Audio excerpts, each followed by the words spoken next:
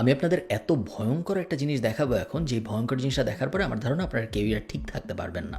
আমার স্ক্রিনে যদি আমরা যাই, আপনারা দেখতে পাচ্ছেন যে আমি একটা বইয়ের একটা চ্যাপ্টার খুলে রাখছি, এবং এই চ্যাপ্টারটার নাম আত্মপরিচয় ও মানবিক আচরণ। খুবই সুন্দর নাম। এবং এই চ্যাপ্টারের প্রথমে যে লেখা, আমি পুরো প্যারাগ্রাফ আপনাদের জন্য পড়তেছি না, এখানে লেখা যায় আমার নাম আছে, আমার পরিবার আছে, আমার এলাকা আছে, সমাজ আছে। তারপরে একটা অনুশীলন দেওয়া, একটা কাজ করতে বলা হয়েছে যে এই বইটা পড়তেছে তাকে, যেটা হলো প্রথমে আমার নাম লিখবো, তারপরে আমার বয়স লিখবো, লিঙ্গ লিখবো, পূর্বপুরুষের নাম লিখবো, পরিবার লিখবো, আবাসস্থল লিখবো, দেশ লিখবো, ভাষা লিখবো, খাবার লিখবো, গান লিখবো, পছন্দের খেলা লিখবো, এরপরে আমার করতে যা ভালো লাগে ওইটা লিখবো। এরপরে আমার একটা সহপাঠীর সঙ্গে নিজের এবং তার আত্মপরিচয় নিয়ে আলোচনা করব।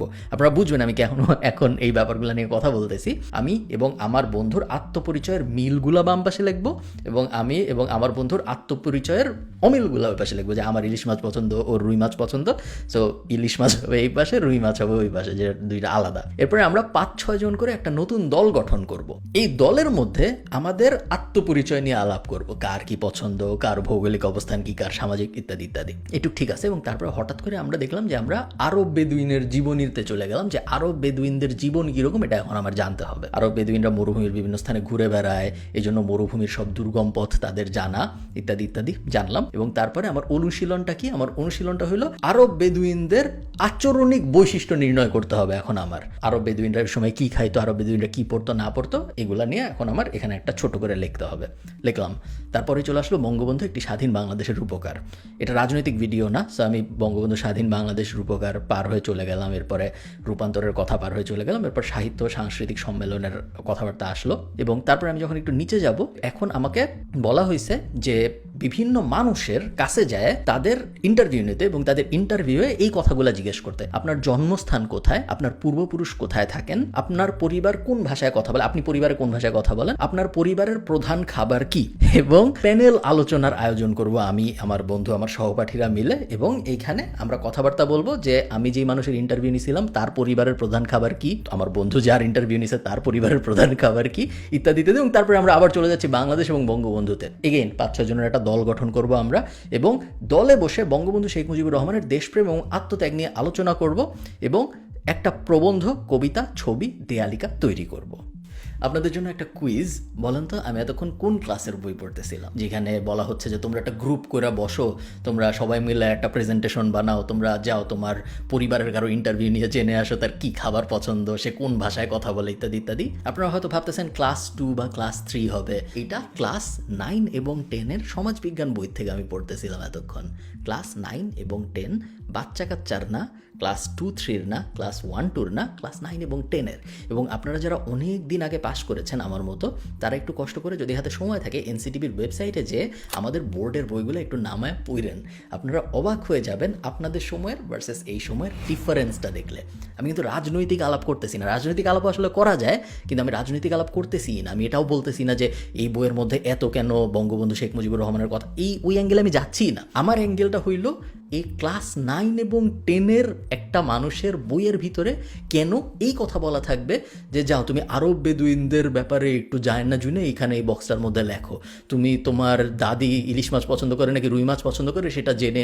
এটা ক্লাস 9-10 বাচ্চার করার কথা না। ক্লাস 9-10 বাচ্চা অলরেডি এডুকেশন ল্যাডারের অনেক উপরে চলে গেছে, যেই কারণে তাকে আরও অনেক কমপ্লিকেটেড প্রবলেম নিয়ে ডিল করানোর কথা আমাদের। সেটা না করায় তাকে আমরা বাচ্চাদের মতো ট্রিট করতেছি। দেখেন, বাংলাদেশের এডুকেশন সিস্টেম আহামরি ছিল এটা কখনোই কেউ বলবে না, কোনো সময়ই আসলে আহামরি ছিল না। আমি যখন পাশ করছি 2010 এসএসসি, তখনও বাংলাদেশের এডুকেশন সিস্টেম আহামরি কিছু ছিল না। এই যে আহামরি ছিল না, এটা আসলে কাগজ কলমে প্রমাণ করা যায়। আপনি যদি ফরচুন 500-এর দিকে তাকান, মাইক্রোসফটের সিইও, আইবিএমের সিইও, হ্যানের সিইও, ত্যানের সিইও সব ইন্ডিয়ান আপনি বাদও দেন, আপনি ইভেন ছোট ছোট দেশ যেমন সাউথ কোরিয়া ফর এক্সাম্পল বা জাপান ফর এক্সাম্পল, এরা যে পরিমাণ বড় বড় কোম্পানি দাঁড় করাইছে, এরা যে পরিমাণ সি-সুইট এক্সিকিউটিভ দাঁড় করাইছে, বাংলাদেশ কিন্তু পারে নাই। এবং এটা গত 15 বছরের 20 বছরের সমস্যা না, বাংলাদেশের ইতিহাসের কখনোই আসলে এই জিনিস করতে পারে নাই। It is true. বাট গত 20 বছরে এডুকেশন সিস্টেমের যে পরিমাণ ক্ষতি হয়েছে, সেই পরিমাণ ক্ষতি আমার মনে হয় না বাংলাদেশের অন্য কোনো সেক্টরের হয়েছে। কারণ এডুকেশন এমন একটা সেক্টর, যে সেক্টরের যখন একবার ক্ষতি হয় তখন এমন না যে আপনি একটু দুর্নীতি থামাইলেন ঠিক হয়ে গেল, বা আপনি কয়েকটা জিনিস কয়েকজনকে আদালতে নিলেন বা কয়েকজনের বিরুদ্ধে মামলা দিলেন ঠিক হয়ে গেল। জেনারেশনাল ইম্প্যাক্ট পড়ে। একটা মানুষকে যখন আপনি বাজে শিক্ষা দিয়ে তার স্কুল জীবন শেষ করান, তার কলেজ জীবন শেষ করান, তার ইউনিভার্সিটি জীবন শেষ করান, তার মানে সেই মানুষটা তার যে সন্তান জন্ম দেয় তাকে বাজে শিখায়, সেই সন্তানটা তারপরে তার যে সন্তান, সো থার্ড জেনারেশন যে, সেও বাজে শিক্ষা পায়। সো 3 জেনারেশনের ক্ষতি হয় এক জেনারেশনের বাজে এডুকেশনাল লেসেন্সের কারণে। এবং এই বাজে জেনারেশন আমরা অলরেডি 10 থেকে 15টা ক্রিয়েট করে ফেলছি, যার মানে হলো 3 পুরুষ ধরে আমাদের এই সাফার করতে হবে। আমি একটা ছোট গল্প বলি, গল্প আমি আগেও কোথাও কোথাও বলেছি, বাট এই ইউটিউব চ্যানেলে হয়তো গোছায় বলি নাই।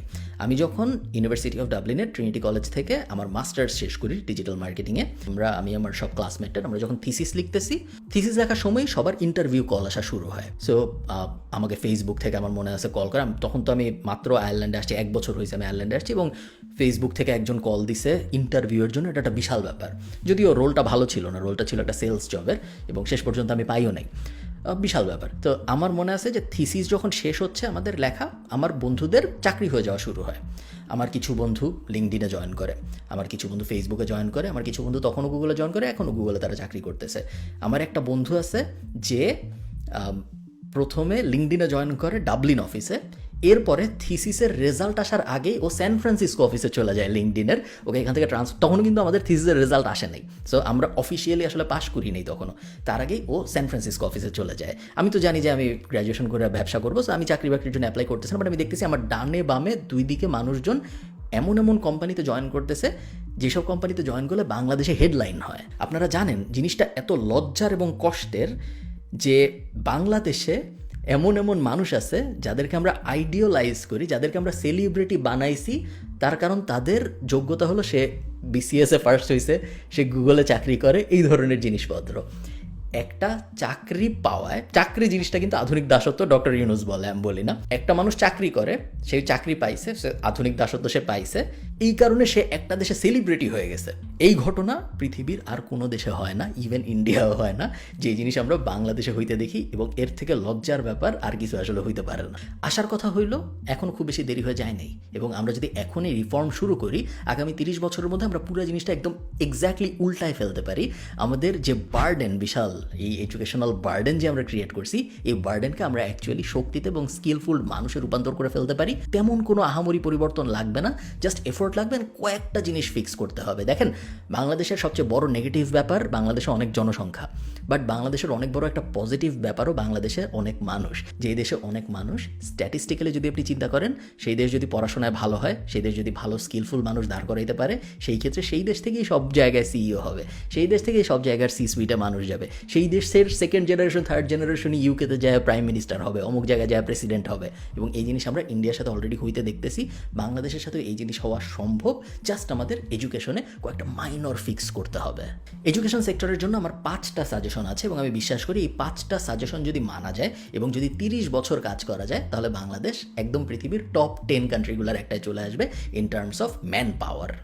1 number, teach problem solving, not tools. এটার মানে হলো, মনে করেন আমি আপনাকে ছবি আঁকা শিখাবো। এখন আপনাকে ছবি আঁকা আমি অনেকভাবেই শিখাইতে পারি। একটা উপায় কি হতে পারে, আমি আপনাকে একটা কাগজ দিলাম সাদা, আমি আপনাকে কিছু রং পেন্সিল দিলাম, আপনি অলরেডি চিনেন এরকম কোনো একটা কিছু আপনাকে আঁকতে বললাম। সো বললাম যে তুমি তোমাদের বাসার কথা তোমার মনে আছে, বা তোমার ড্রয়িং রুমটার সোফাটার কথা তোমার মনে আছে? আপনি বললেন হ্যাঁ মনে আছে। আমি বললাম যে এই যে সাদা কাগজ, এই যে কলম, আঁকো। অনেক মানুষ আঁকলো, এর মধ্যে থেকে যারা মোটামুটি ভালো তাদেরকে আমি আরও গ্রুম করা শুরু করলাম, যারা অনেক ভালো তাদেরকে আমি আরও এক্সট্রা কেয়ার দেওয়া শুরু করলাম, আর অনেকে এত বাজে আঁকলো যে আমি বুঝলাম ছবি আঁকা তাদের স্কিলের মধ্যে পড়ে না, তাদের হয়তো অন্য একটা স্কিল দিয়ে আমার টেস্ট করতে হবে। সিম্পল। পুরা দুনিয়ার সবচেয়ে এফেক্টিভ এডুকেশন সিস্টেমের মধ্যে এটা হলো একটা, যেটাকে বলা হয় problem solving way of teaching, not tools based teaching. বাংলাদেশে এই জিনিসটা করা হয় না, বাংলাদেশে করা হয় tools based teaching. Tools based teaching মানে আসলে কি, মনে করেন সেম জিনিস আমি আপনাকে ছবি আঁকা শেখাবো। বাংলাদেশে প্রথমে শেখানো হবে রং কি জিনিস, তারপরে শেখানো হবে পেন্সিলের ইতিহাস, পেন্সিলের আবিষ্কারককে, রঙের আবিষ্কারককে, এর সাথে বাংলাদেশের রাজনীতিতে কে কে জড়িত ছিল, কার কার অবদানের কারণে পৃথিবীতে রং আসছে, বাংলাদেশে পেন্সিল আসছে, রং আসছে, ইত্যাদি ইত্যাদি। অনেক কিছুর পরে আপনাকে এক্স্যাক্ট একটা জিনিস দেওয়া হবে, এটাই আপনার রাখতে হবে। এবং আপনি গ্রামের দৃশ্য আঁকবেন, ভালো, কিন্তু আপনি যদি ভুলে এভারেস্ট আঁকে বসেন, আমি যেহেতু এভারেস্ট, আমি অ্যাজ আ টিচার যেহেতু আমি এভারেস্ট চিনি না, আমি আপনাকে এই কারণে খারাপ মার্কিং দিব, কারণ আপনি এমন একটা জিনিস আঁকছেন যে জিনিসটা আমার নলেজের ভিতরে নাই। সো আপনার পরীক্ষাটা সবসময় হবে আমার নলেজের ভিতরে, আমার নলেজের বাইরের কিছু যদি আপনি করে ফেলেন, তাহলে অ্যাকচুয়ালি আপনি নেগেটিভলি পানিশড হবেন, বিকজ আপনি আমার ইনস্ট্রাকশনের বাইরের একটা কাজ করছেন। আপনার মনে হইতেছে ধুর এগুলা কি হয় নাকি? রং পেন্সিল নিয়ে হয়তো হয় না, বাট এক্স্যাক্টলি এই জিনিসটাই হয়। আপনাকে আমি 12 বছর ধরে ইংরেজির গ্রামার শিখাই।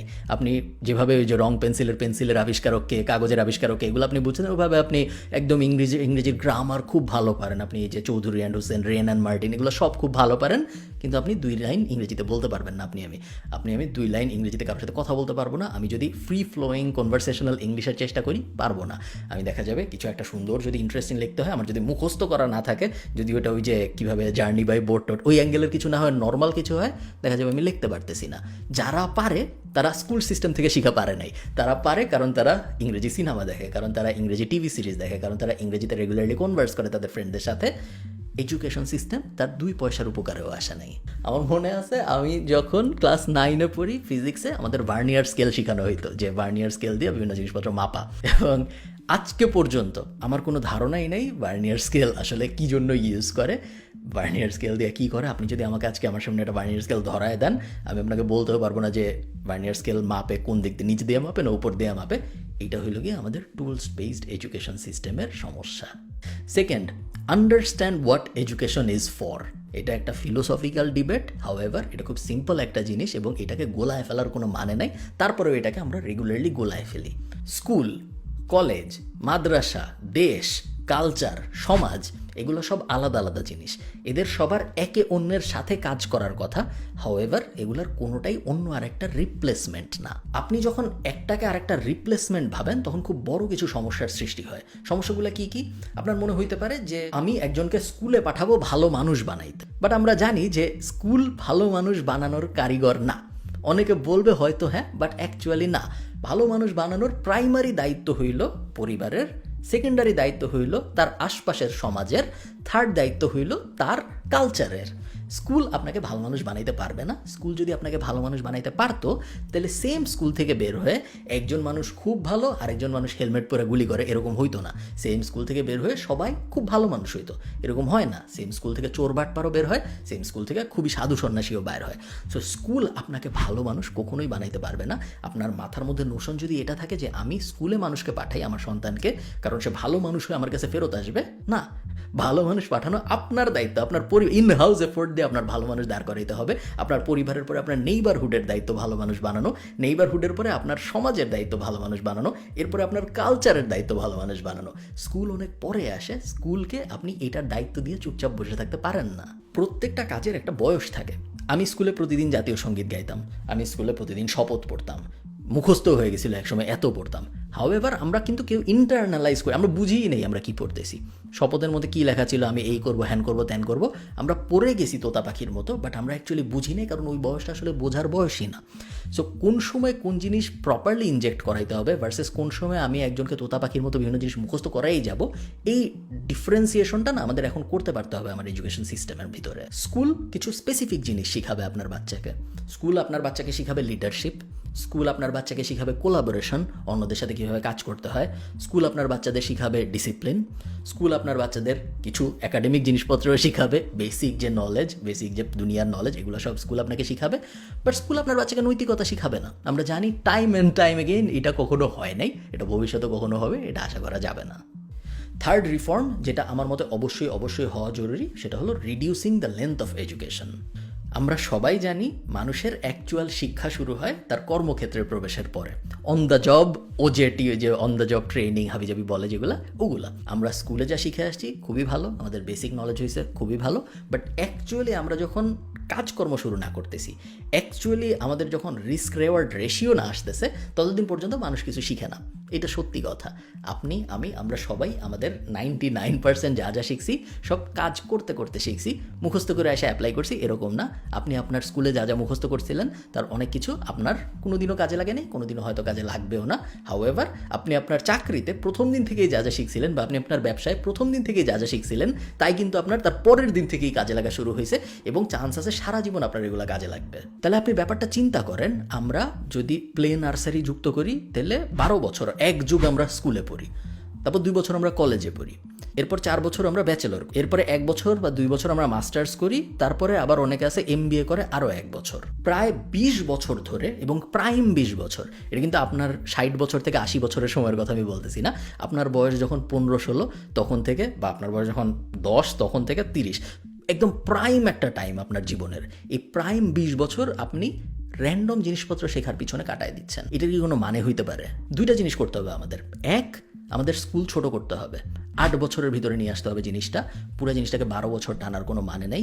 প্লে, নার্সারি, কেজি 1, তারপরে 1, এই ঢঙের আসলে কোনো মানে নেই। এর জন্য যদি সিলেবাস ছোট করা লাগে খুবই ভালো, এর জন্য যদি ক্লাস কমাইতে লাগে খুবই ভালো। ক্লাস 7-এর পরে যায় ব্যাচেলর শুরু হবে, ক্লাস 8-এর পরে যায় ব্যাচেলর শুরু হবে, কোনো সমস্যা নেই। বাট এটা আমাদের কমায় আনতেই হবে।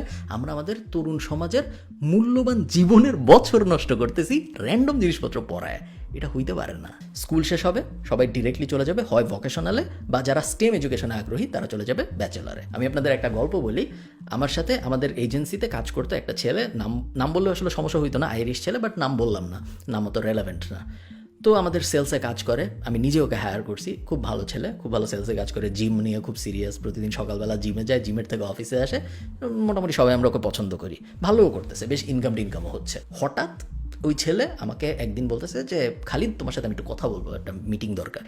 তো আমি ওকে নিয়ে 3 তলায়, তখন আমাদের কোভিডের আগের কথা এটা, তো 3 তলায় আমাদের অফিস ছিল, আমি ওকে নিয়ে দোতলায় গেছি। আমি সাধারণ মিটিং দোতলায় করতাম। গিয়ে বলতেছে যে আমি চাকরি ছেড়ে দিব।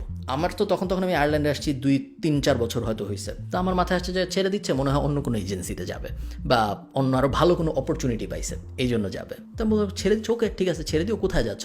আমি ইলেকট্রিশিয়ান হব। চিন্তা করেন, ও সেলস টিমে কাজ করে একটা ডিজিটাল মার্কেটিং এজেন্সিতে। ও ঠিক করছে ও ইলেকট্রিশিয়ান হবে এখন। তারপরে ও আসলেই ছেড়ে দিল। ও তারপরে ইলেকট্রিশিয়ান স্কুলে ভর্তি হইল, পড়াশোনা করলো 2 বছর, ভোকেশনাল ডিগ্রি নিল, ডিগ্রি নিয়ে এরপরেও ইলেকট্রিশিয়ান হয়ে গেল। এই কারণে ওর সমাজে ওর রেসপেক্ট কমে নাই, ওর রেসপেক্ট বাড়ছে, ওর ইনকামও বাড়ছে। আমার গাধার সাইকোলজি যেটা বাংলাদেশি, আমার মাথার মধ্যে আমার মনে হয়েছে ডিজিটাল মার্কেটিংয়ের থেকে তো ইলেকট্রিশিয়ান খুবই বাজে একটা রোল। সো ও কেমন বোকার মতো একটা কাজ করতেছে। আমি যেহেতু বাংলাদেশি, সো আমি জিনিসটা ধরতেই পারি নাই যে ইলেকট্রিশিয়ান আসলে ডিজিটাল মার্কেটিংয়ের থেকে আরও অনেক বেশি ইম্পর্ট্যান্ট একটা জিনিস। ও এতদিন পর্যন্ত আরেকজনের চাকরি করতো, এখনও নিজে ইলেকট্রিশিয়ান হয়ে নিজের কোম্পানি সেট আপ করতেছে, খুব ভালো আছে ছেলেটা। এই কাহিনী আমি আপনাদের এই জন্য বললাম, সেটা হলো আননেসেসারি এডুকেশন কীভাবে ক্ষতি করে মানুষের।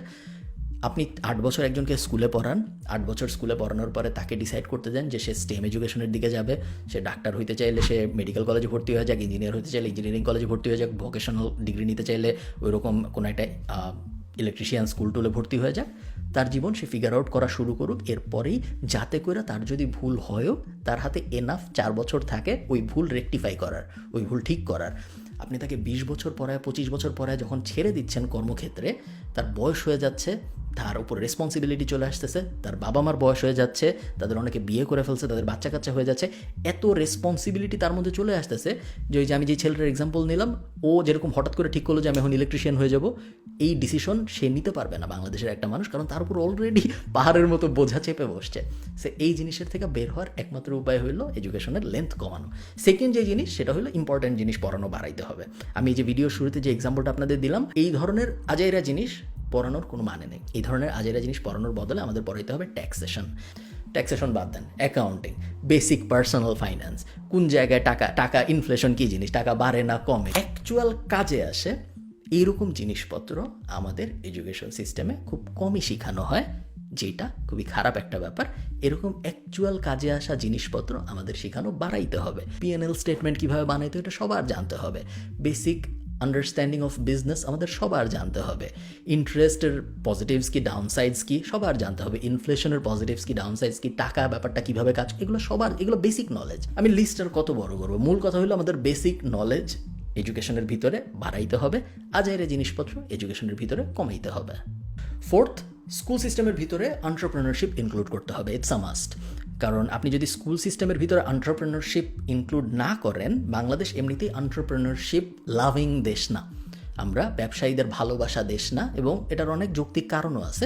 আমরা ছোটোবেলা থেকে দেখে আসছি যে একজন ব্যবসায়ী বেশিরভাগ সময় একজন খারাপ মানুষ হয়েছে। এমনিতেই বাংলাদেশে বড় লোকদের খারাপ মানুষ ধরা হয়, কারণ ধরে নেওয়া হয় বড় লোকরা বেশিরভাগই অনৈতিক উপায়ে বড় লোক হয়েছে। সো বড় লোকদের উপরে একটা স্টিগমা আছে আমাদের। একই সাথে আমরা ব্যবসায়ীদেরকেও খারাপ মানুষ ধরি, কারণ ব্যবসায়ীদের উপরেও আমাদের একটা স্টিগমা আছে, এবং এই কারণে আপনারা দেখবেন কোম্পানির মালিকের অনেক সমস্যা হয় বিয়ে করতে, কোম্পানির মালিকের অনেক সমস্যা হয় ব্যাঙ্ক অ্যাকাউন্ট খুলতে।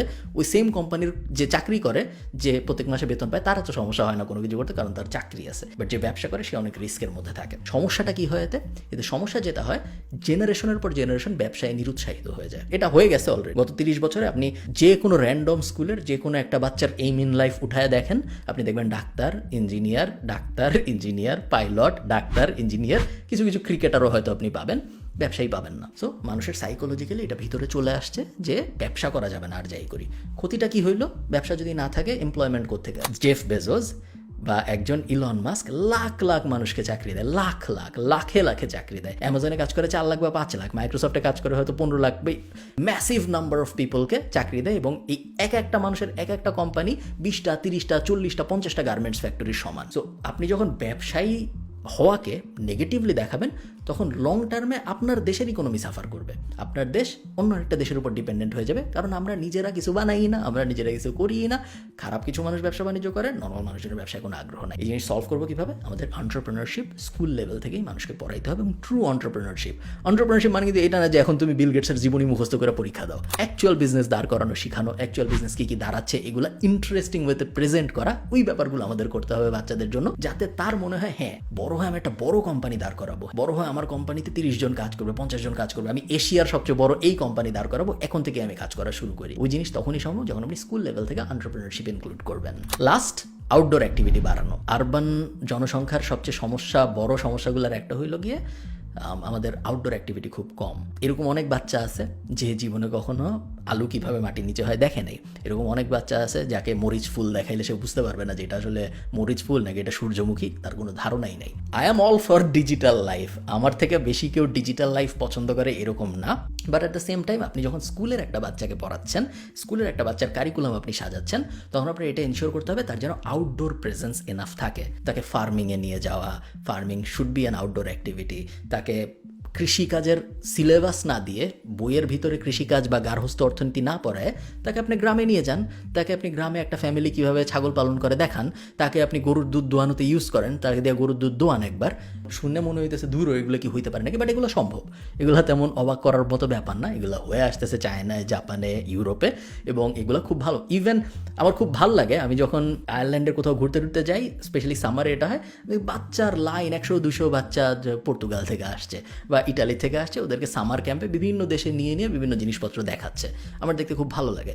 এবং এই জিনিস বাংলাদেশে খুব আহামরি কোনো টাকাও লাগে না এই জিনিস করতে। তো এটা না করার কোনো মানে নেই। এবং একটা বাচ্চাকে পিথাগোরাসের উপপাদ্য মুখস্থ করানো যতটা ইম্পর্ট্যান্ট, তার থেকে হাজার হাজার হাজার হাজার কোটি কোটি গুণ ইম্পর্ট্যান্ট হইলো ওই বাচ্চাটাকে দেখানো আলু কীভাবে মাটির নিচ থেকে উঠায়, ধান কীভাবে চাষ হয়, মরিচ কীভাবে গাছে ধরে। এইটা লাস্ট ভিডিও অনেক বড় হয়ে গেছে, শেষ। এটা র্যান্ট টাইপ ভিডিও হয়ে গেছে, এই জন্য দুঃখিত। Understand the reason of schooling. এটা যদি আমরা না বুঝি তাহলে কোনো কিছুরই আসলে কোনো মানে নাই। স্কুলের উদ্দেশ্য বাচ্চা কাচ্চাদের বিভিন্ন জিনিসপত্রে শেখানো, বিভিন্ন জিনিসপত্র ইন্ট্রোডিউস করা তাদের মনোজগতের ভিতরে, এবং তারা কোন বিষয়ে আগ্রহী এইটা তাদেরকে খুঁজে বাইর করতে হেল্প করা। স্কুলের উদ্দেশ্য এইটা না তাকে একটা সার্টিফিকেট দেওয়া যেন সে একটা চাকরি পায়। নীল ডিগ্রাস টাইসনের খুব সুন্দর একটা কথা আছে যে স্কুল যেদিন শেষ হয় ওই দিন মানুষের সবচেয়ে কষ্টের দিন হওয়া উচিত, কারণ সে এখন আর কিছু শিখতে পারবে না এত সহজে। এতদিন পর্যন্ত সে কত বিষয়ে শিখতে পারতো, বাট এখন সে আর কিছু শিখতে পারবে না কারণ তার স্কুল শেষ হয়ে গেছে। কিন্তু অ্যাকচুয়ালি দেখা যায় মানুষ খুশি হয় কারণ সে এখন একটা সার্টিফিকেট পাইছে, এই সার্টিফিকেট দিয়ে সে এখন চাকরি পাবে, যেটা হওয়ার কথা ছিল না। স্কুল সিস্টেমের উদ্দেশ্য হওয়ার কথা ছিল মানুষকে বিভিন্ন দুনিয়ার ব্যাপারের সাথে ইন্ট্রোডিউস করানো, যাতে করে সে নিজে বুঝতে পারে তার আসলে কি করতে ভালো লাগে। এন্ড পয়েন্ট ওটাই, আমাদের এডুকেশন সিস্টেমকে এমনভাবে রিফর্ম করতে হবে যেন আমরা বাচ্চাদেরকে খুব কম সময়ের মধ্যে বোঝাইতে হেল্প করতে পারি যে বাবা তোমার কি ভাল লাগে তুমি দেখো, আমি তোমাকে সব কিছুরই টাচ দিলাম, যেটা তোমার ভালো লাগে তুমি তাড়াতাড়ি যায় ওইটা নিয়ে তোমার জীবন গোছানো শুরু করো, টাটা তোমাকে। বাট তা না করে আমরা তাকে 20-25 বছর ধরে আটকায় রেখে র্যান্ডম জিনিসপত্র শিখাচ্ছি, এরকম হইতে দেওয়া যায় না। আমি আশা করব এরকম হবে না। আপনারা যারা এই বিষয়ে দায়িত্বে আছেন তারা একটু হলেও এই বিষয়ে কাজকর্ম করবেন। ধন্যবাদ।